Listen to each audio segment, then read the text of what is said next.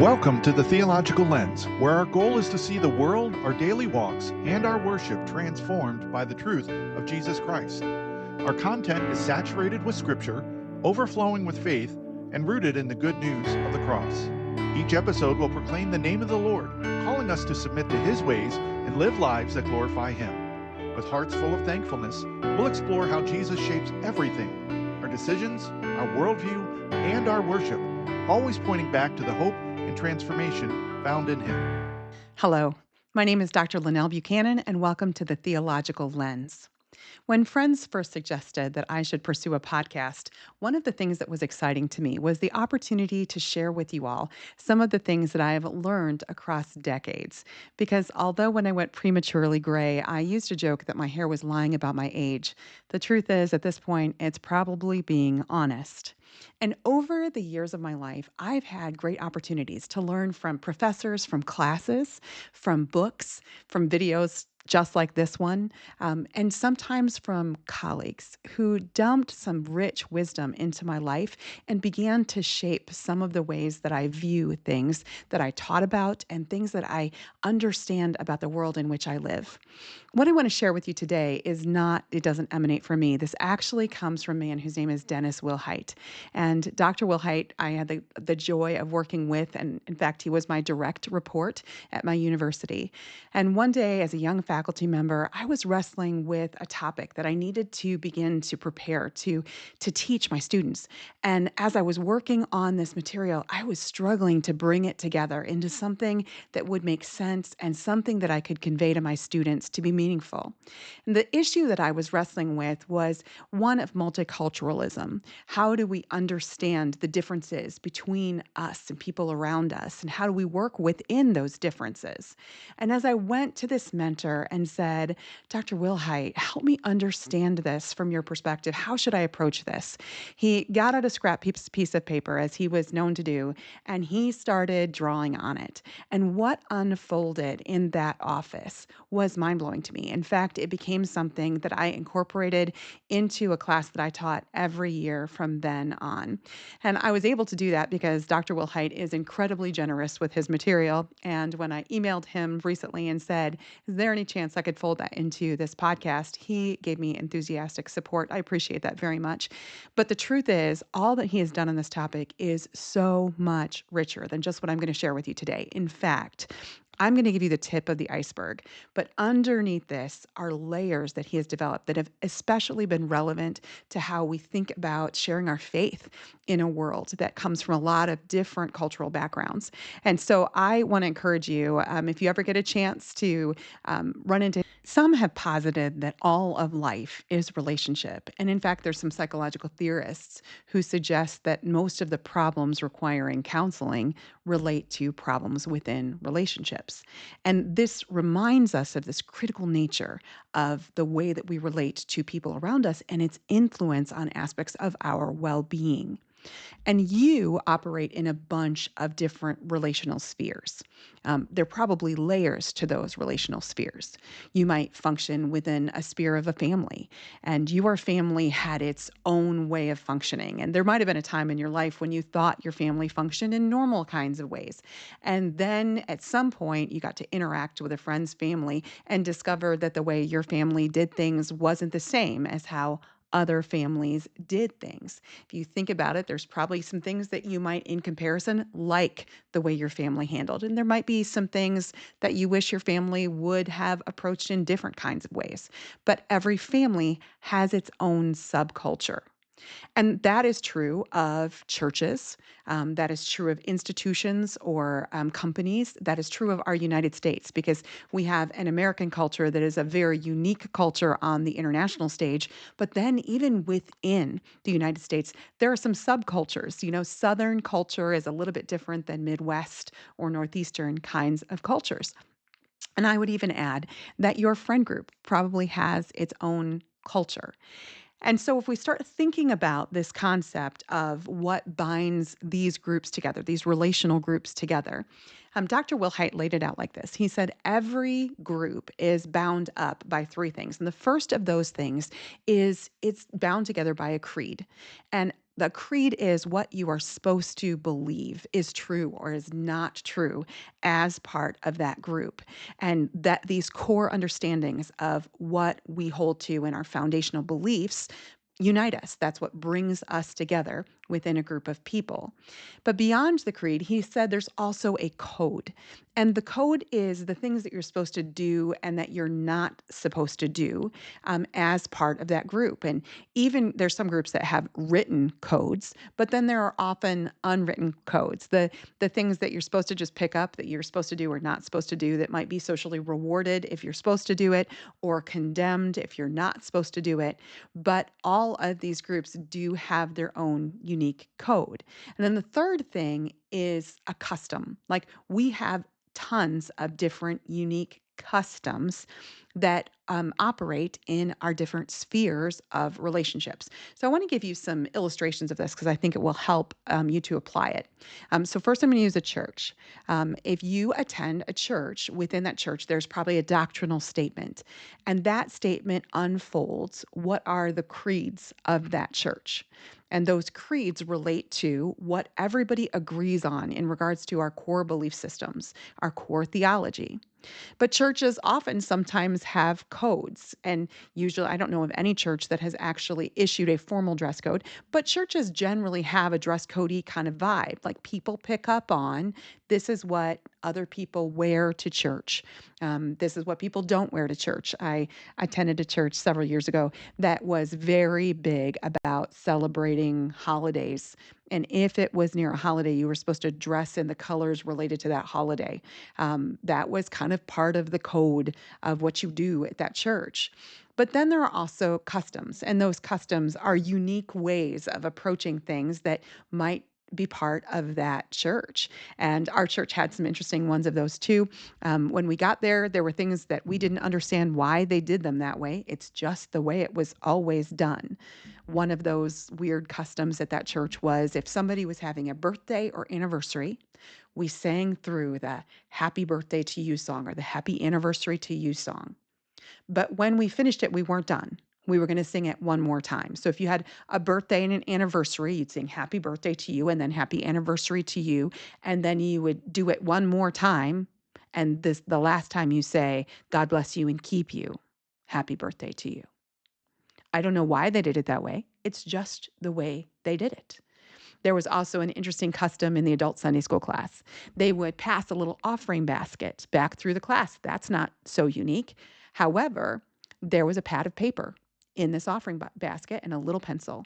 And when we first got there, I didn't understand. Why is there a pad of paper in the offering basket? Why is there a little pencil? And I learned that the custom of that church was as you passed the basket, if you had a prayer request, you would write it down on the little pad of paper.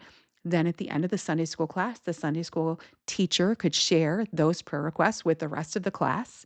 And that was just a custom that this church did. If you stop and think about it, your church, if you attend one, probably has unique creeds and customs and codes that have kind of united that.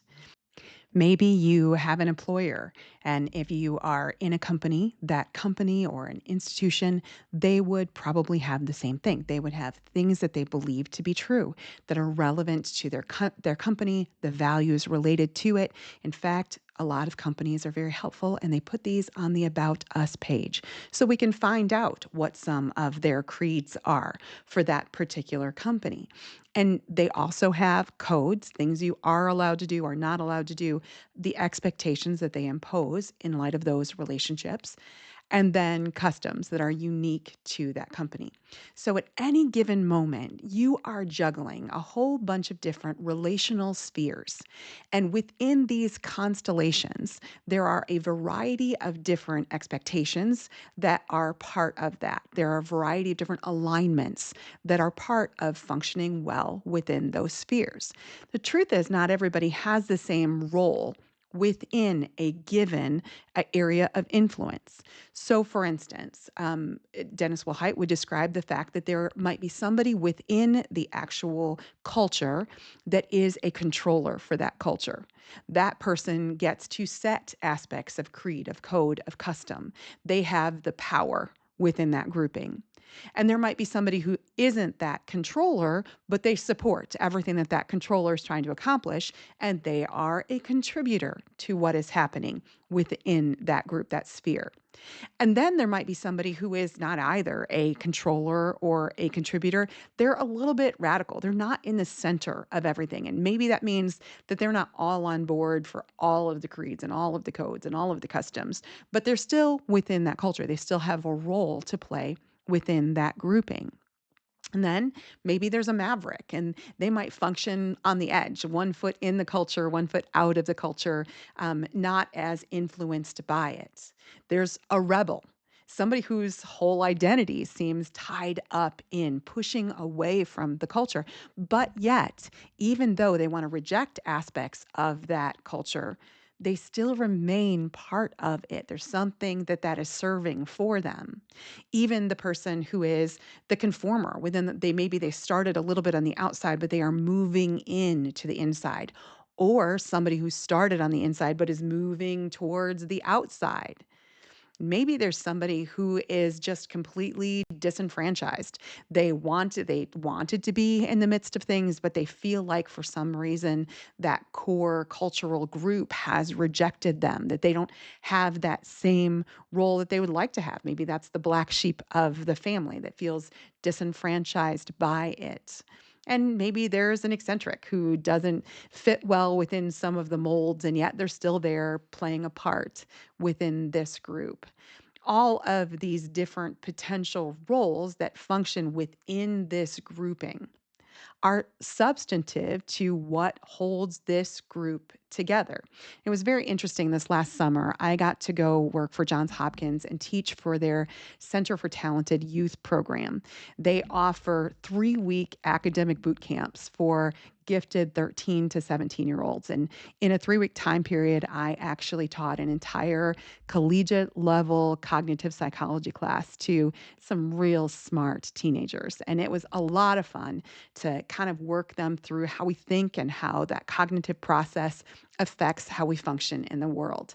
And one of the things that I shared with them was this understanding of culture and relationships and how these dynamics seem to work. And we took a break and went outside, got a little fresh air before going back to more academic rigor. And I stopped at one point in the midst of that break, and you could actually see all of these roles represented in these students and the teaching assistant that I had for that process. The teaching assistant was in the middle of this group of kids functioning as a controller, and she was actually teaching them these fun little skills. And some of the girls were trying to copy her. They were functioning as a contributor. And then there were some people who were disenfranchised, who were kind of off away from the rest of them. I said, everybody stop right where you are. Now look what's happening around you. Tell me who's functioning as a controller, who's functioning as a contributor, who's functioning. And what happened is they could identify different people who were within this grouping of adolescents just on a break from class. They were functioning in ways that were identifiable within the Wilhite model of culture. So I think that if you were to break down different parts, different circles in which you function, you would find some similar dynamics. You would find people filling these roles. Not all of the roles will probably be filled in every culture, but you might start to identify that all of these very different people remain in the heart of this group for a reason. There's something that it's doing, some need that it's serving. And as Dr. Wilhite breaks this down, he would explain that what brings us together into these groups is actually the comfort that these groups provide. That functioning within these defined creeds and codes and customs gives us a sense of internal comfort. And that comfort is very helpful because it meets some heart needs that are probably what contributes to that sense of comfort. And at that day in his office, Dr. Wilhite scratches out on his little piece of paper 3 words that for me transformed how I think about so much of relationship. He said, what gives us this sense of culture, this sense of comfort within our cultures, is that it helps us know our identity. It helps us understand our security, and it helps us understand our significance. So these three things, identity, security, and significance, are needs that we have that are within us, that we turn to the cultural groups around us, hoping that those groups will fill those needs. That if I function in this way within this group, I will know who I am. And Dr. Wilhite would suggest that our sense of identity often comes from that group's creeds, what we believe to be true and what we believe to be false. That those core belief systems provide an understanding of who we are. And the truth is very often that we actually align our identity with aspects of belief systems. Somebody might introduce themselves to you and they might describe their system of faith, or they might describe their denomination. There might be aspects of the core beliefs about the world and how it functions that they align with, and thus it gives them a label, an understanding of who they are. And I think if you spend any time on TikTok or other forms of social media, you will find a whole bunch of young people trying to define their identity by what they believe to be true, not just about themselves, but also about the world around them. That understanding of what is most true becomes what is linked to our sense of identity. And often, to define that, we look to the feedback from people and cultures around us. So, the second thing he said is that it gives us a sense of security. And Dr. Wilhite believes that that sense of security emanates from an understanding of the code, what we're supposed to do and what we're not supposed to do. And you might have experienced this in some way, shape, or form. I experienced it just last week. I was supposed to go to a semi professional situation, and I was not sure what the appropriate attire would be for that gathering. So I was feeling a little bit insecure. And what I did is I reached out to somebody who'd been to others of them and said, "What am I supposed to wear? If you tell me the code, tell me what I'm supposed to do or not do, I'm going to feel a lot more secure in my relationships in that group. I'm not going to wonder how people are viewing me. I will know where I stand within the people in that group." So our security then comes from our understanding of the codes, the do's and do nots of the individual culture or group. And then the third thing he said, we are looking for a sense of significance. I think embedded in every human heart is this desire to know that we are valuable and important and that we make a difference. And often that shows up in our contributions to the customs, to the way a culture actually functions. Understanding that we make a difference, that people look at us and ascribe worth to us. That is something that builds our sense of our significance. So if we look at this identity, security, and significance, I see this in relationships all around me. I saw this in young adults who are traversing college years. I saw this especially in a girls' dormitory. I see this in my own heart. I see this in relationships. I watch this function in these constellations of relationships that I function within, because I think that this is a God designed desire.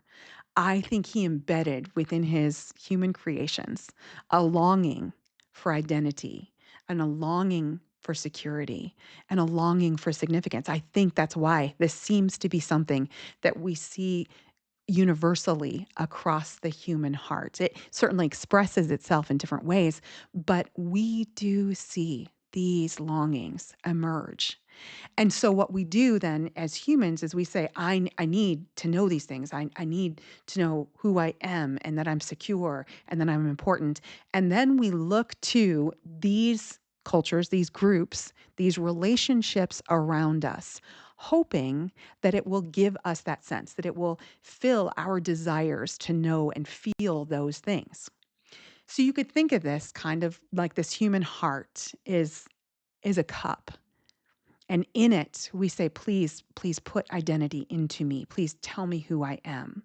Oh, Maybe if I am that person's significant other, then I will know who I am. Maybe if I have that role in that company, I will know who I am. But tell me who I am. And then we take our little cup and we take it to a culture and say, tell me that I'm secure. Tell me that I will always fit and I will always and have relationships that will support and back me up. And I'll do what it takes to feel that. Please make me feel secure. And we take our cup to people and say, please make me feel important. But the problem is all of the identity and security and significance that people offer us is often leaking out the bottom because it doesn't fit perfectly. It doesn't fill us across the long term.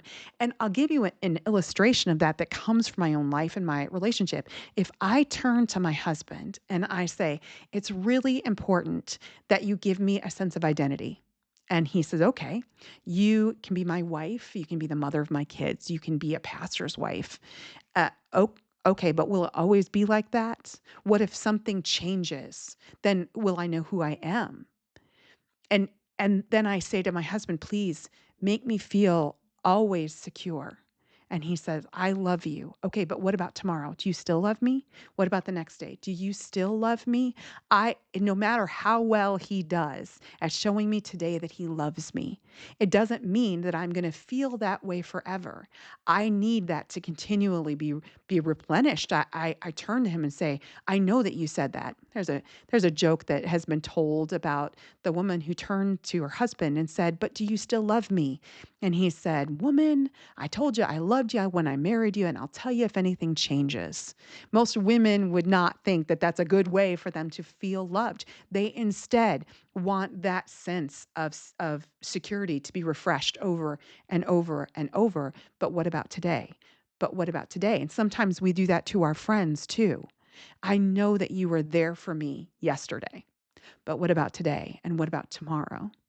And that's, I think, especially true of significance because no matter how many encouraging cards that you get that say, you were important to me, thank you for that, those cards seem to have an expiration date in our hearts. We know that we were important in a moment in time, but pretty quickly, that sense of importance depletes.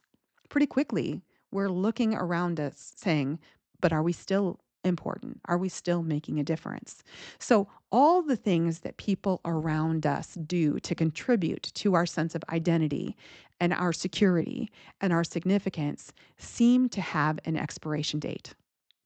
They will not last for very long because no matter how well they did at filling our cup and making us feel those things, it's like it's draining right out the bottom of the cup. That hole is not filled to the point that we can appreciate the truth of those things. And I think the reason for this actually is part of the design of God. He made us to ache for identity, for security, and significance because what He created in us was a deep desire for what only He can truly satisfy. No matter what else happens in relationships, God has given us an understanding of our identity. He has told us who we are. We are His creation. And if we have accepted Christ as our Savior, we are His beloved. We are joint heirs. We're even His peculiar people. But He's given us so much to understand about who we are as His child. And He has also given us a sense of security. I love how this is described in the book of John, because Jesus, as He was teaching His disciples, He used a bunch of analogies, and He used the analogy of He is the shepherd and they are the sheep. But He said this, He said, you are in my hand. Nobody's going to get you out of my hand. And my Father, who's greater than me, has His hand around mine, and nobody is going to get you out of our hands. The truth is, our security in Christ has been since the foundation of the world. And it will not change no matter what. People can fail us. God will not fail us. His faithfulness will remain and hold us truly, permanently secure. And to talk about significance, I am blown away that a perfect Almighty God chooses to use us. He allows us to be part of what he is trying to accomplish in our world. And that is a sense of significance that is so superlative in comparison to any other role. So, if we dive into an understanding of God and what He has made us to be, then we could have these needs satisfied in a way that human beings can never do. Because human beings are fallible. No matter how well they do today, they might not do as well tomorrow. If we turn to the human people around us and say, meet these deep heart needs, they will fail us. But if we look to what God has done for us, if we allow ourselves to soak in the truth of what He has said about who we are and about our importance and our security, then that will hold us firm. It will hold us fast. And what happens is when those needs are met by Christ, when we understand how God has filled those needs, then anything that human beings add is just gravy. It's just a wonderful benefit, but it's not something where we are turning to other people in need and expecting them to solve it. We are instead turning to people with our needs already met. And then we can just have gratitude for any extra things that they add to it. I hope that that made sense. I hope it was something that encourages your soul, because I think if we come to a place where we recognize this identity, this security, and the significance that we should be getting from our Creator, and if we recognize that when we turn to the creation, when we turn to these cultures, when we turn to these groups, we end up losing aspects of ourselves to gain something that has already been given to us by God. If you got this far, thank you for joining us today. And if this was beneficial to you, we would love it if you would like and subscribe. You could hit the notification bell, and then you would get updated anytime we add a new episode, so you won't miss a thing. And then I would ask that if you ever run into Dr. Dennis Wilhite, say thanks for me, because he's a font of wisdom that shaped my life. If you enjoyed what you just heard, we invite you to like the episode and, if possible, leave a positive review. If you know someone who could benefit from this content, please share it on your social media. We also ask that you subscribe and follow so that you don't miss any of our upcoming episodes. We are so glad that you chose to be with us today. We hope that you will join us again next week on the Theological Lens.